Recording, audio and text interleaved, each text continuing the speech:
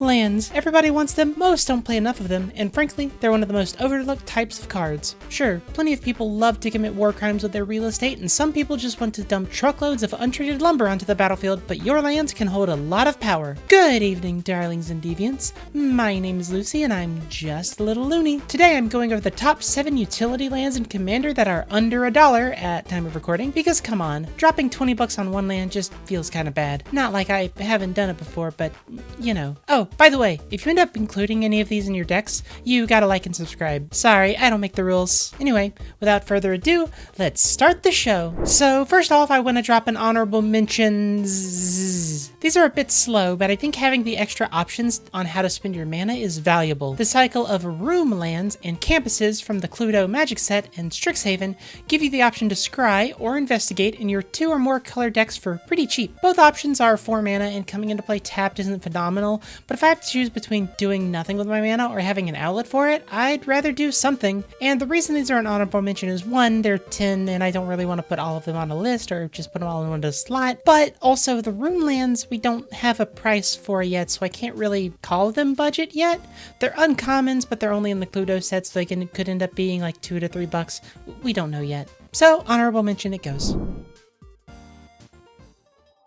At the bottom, I'll put the lands that can't go into every deck, but are still just as impactful. For example, at number 7, we have Alchemist Refuge. It's a land that can only go into decks with both blue and green into their mana cost, so it's a little restrictive, but the card is bonkers, and I'm okay with that. Not only can it tap for a colorless, but for a green and a blue, you can tap the refuge to make every spell you cast this turn have flash. Surprise blockers, sorceries as instants, cats living with dogs. Oh, well, you can't play the refuge there, but you know what I mean. This card enables so many wacky strategies in the color combination that has some of the most shenanigans per card in the format. Now, this card used to be around $2 to $4 depending on the printing and time you picked it up, but the reprint in the Ixalan Commander decks dropped it to below $1. Grab it while it's low.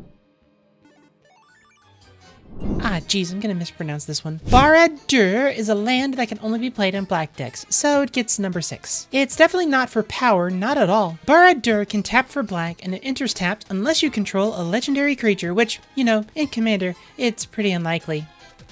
That was sarcasm. But the real power is in its second ability. It can only be activated if a creature died during the turn, but it lets you pay X, and a black along with tapping the land in order to amass Orcs X. Being able to buff your current army or create a massive creature at the end of someone's turn is a very powerful option. And even if you don't want to invest a lot of mana into it, being able to make a token in decks that can benefit from the bodies is great. All in all, this land isn't Barad.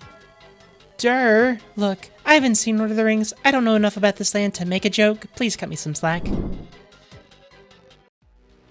While we're digging for budget gold, we're going into the mines. The Mines of Moira, to be precise. This is another Lord of the Rings card like Barad-dûr, but instead of black, it can tap for red. Still has that legendary creature requirement, but this one is much more valuable. Literally. Well, not literally, it's still under $1, but I mean in-game, because it makes treasure. Pay 3 and a red, and then tap the mines, along with exiling 3 cards of any kind from your graveyard, and you make 2 treasure tokens. If your red deck doesn't need to use the graveyard, you can turn your trash into treasure. And at less than $1, you'd be missing out on this valuable card if you skipped over the Mines of Moira. Okay, now we're getting into the colorless cards. Tyrite Sanctum. If your commander has the god typing, this card's an auto-include. Giving it indestructible for only 4 mana, a tap, and a sacrifice of the Sanctum is fantastic. But considering the myriad of other ways to make creatures into other creature types, and the fact that Tyrite Sanctum can make any creature a god is a recipe for value, and also probably a complex depending on the creature you ascend to godhood. Good for gameplay? Yes. Will the creature probably need therapy in a few years? Also yes. Number 3 is Mirror Pool. I'll be real, this one being this high is 100% personal bias. I adore this card. One downside is it comes into play tapped. That's a bit unfortunate. But the utility the Mirror Pool provides is massive. For 2 and a colorless, meaning you need to spend colorless mana on that last cost. No colors allowed here. You can copy an instant or sorcery spell you control. Obviously, you can choose new targets for the copy, but I personally adore the last effect. For 2 generic mana more than the last effect, you can create a token that is a copy of a creature you control. While you need to sack the Mirror Pool to do either of these, I still feel like the ability to double up on your best card with the only huge cost being a land slot inclusion is amazing. Look at your deck. Find the best non-legendary creature and the best sorcery or instant, and imagine having 2 of them. Is that good? Then slide in a Mirror Pool.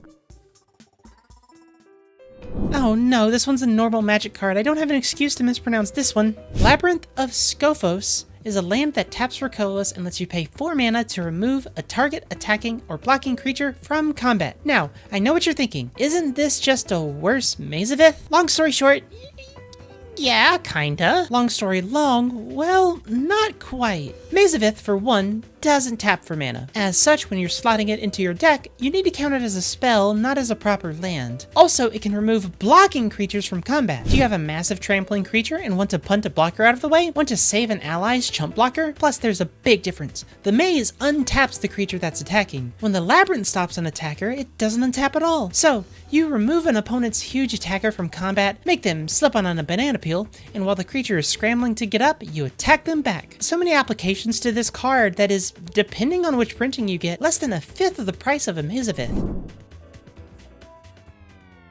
Finally, the best of the budget, the coolest colorless card. We have the Ominous Graveyard from the Doctor Who set. This card only runs about 5 to 10 cents on most websites and is probably one of the best effects we've seen on a land that can be put in any deck. Like most lands, it can tap for a colorless mana, but for 5 and a tap and exiling the cemetery, you get to shuffle target creature into its owner's library. You can muck up tutors that got put to the top of the deck, you can stop big attacks, remove key pieces to combos. Having a removal spell built into a mana base is extremely powerful, and at a price like this, in terms of bang for your buck, you can't do better than this graveyard. Hopefully this will help you buff up your mana base without breaking the wallet. I didn't include the obvious ones like Field of Ruin or Wasteland because they're a little bit out of the budget range and everybody knows about them. I wanted to bring attention to the forgotten real estate of the multiverse. If you end up becoming a mana baron and I brought up a land you didn't know about, let me know down in the comments below. And hey, if you're still looking to watch some more MTG videos, maybe take a look at one of these if you haven't. As always, thank you all so very much for watching, and until next time, au revoir!